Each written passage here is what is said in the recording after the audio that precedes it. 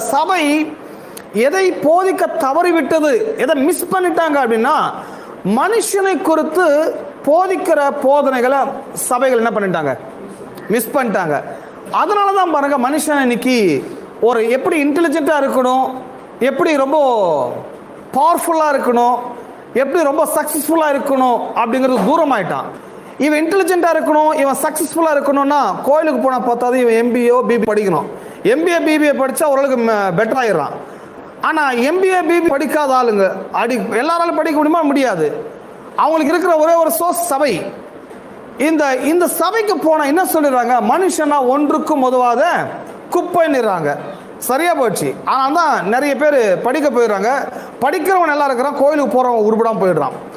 கோயில் இதையெல்லாம் போதிக்க தவறிவிட்டதனுடைய விளைவினால் தான் இன்றைக்கு கோயில் சபை எப்படி இருக்குன்னா அது ஒரு வணிக வளாகமாக மாறிவிட்டது.